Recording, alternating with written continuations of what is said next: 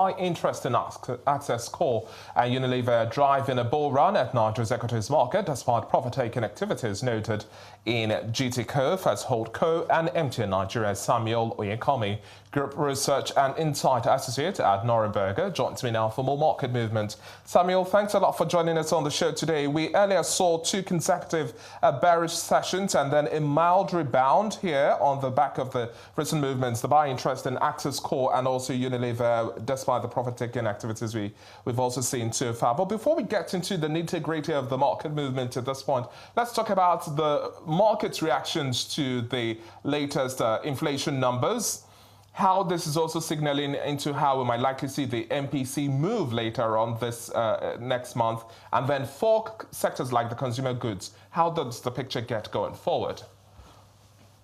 Yeah, I think it was quite interesting seeing that headline inflation rose to over 24%. I think it came as a surprise to most participants in the market because we had expected some marginal movement, either ways, a decline and an increase, but it was expected to be marginal. But again, over 100 basis point increase, I think that's a shocker. And then it only speaks to the level of price increment that we've seen in recent times. Don't forget, in March, we had a significant increase in terms of the price of fuel following the halt of the Naira for crude initiated by the government and then the NNPCL. And that saw Dangote Refinery, for example, halting sales of petrol in Naira to their market, as that impacted prices a lot in March. And then if you look at the numbers again, breakdown, you saw that energy inflation rose to over 9% in March compared to a negative position of less than 1% in February.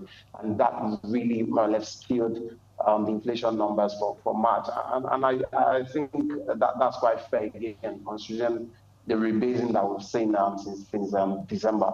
What it means is that at this point in time, prices of things like energy, services, and some staple food items and goods in the Nigerian economy tends to drive inflationary pressure. Interesting to note is the fact that food inflation was one of those factors that pretty much we see some positives in terms of the inflation basket. And we hope that continues. In terms of how it might affect MPC decision come next month, of course, the market will still look to see inflation numbers for April by the time they release that next month.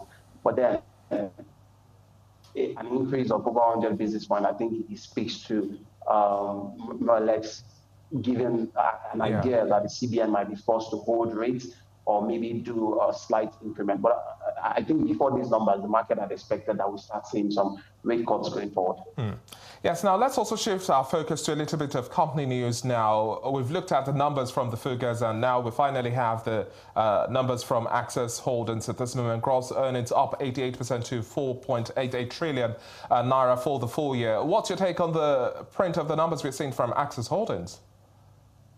Yeah, impressive numbers. I think if for anything that we could have taken in the past few weeks from the numbers that most banks have turned out, we've seen impressive numbers, significant increase in terms of interest incomes, even fees and commissions income.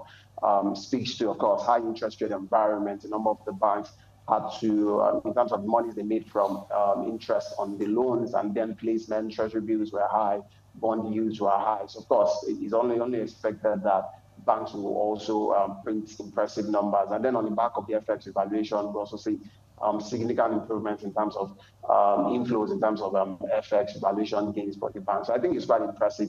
PAT might not be significant as much when you compare them year on year, but the fact that you could see improved revenue and then dividend payout again from these banks have also been quite mouth-watering, speaking from a payout ratio and then speaking from a dividend yield perspective. So yeah, I think that's quite interesting, and I think the market is already reacting to that number.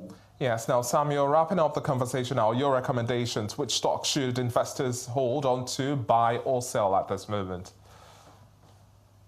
Oh, well, the market has been neither here or there so far this year, but I think it's a good time to enter many of the big stocks. You have the likes of MTN, for example, has done fairly 30 to 20% since December last year, but it has been slow in recent time. But what you what you find interesting is that many of the businesses, especially in the consumer goods sector and in the services sector that were worst hit from the FX devaluation from 2 years ago and last year, we start seeing impressive numbers in 2025.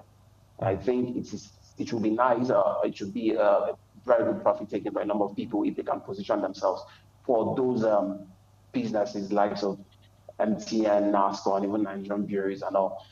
In terms of selling, well, I think we've seen a lot of bull runs for a number of penny stocks for a couple of weeks, and that's a function of the level of uncertainty in the market. I think at this point, those who have gained from this rally, from the penny stocks that have gained in recent time, can probably start thinking to sell. Yeah. And then in terms of holding, of course, if you're holding any one of the giant defensive stocks, I think you probably want to hold on to them. Because my take is the second half of the year, we'll probably see some bullish movements in the equities market. Yeah, interesting times ahead. Samuel, thanks a lot for your time on the show today. That was Samuel Oyekanmi, Group Research and Insight Associate at Norrenberger.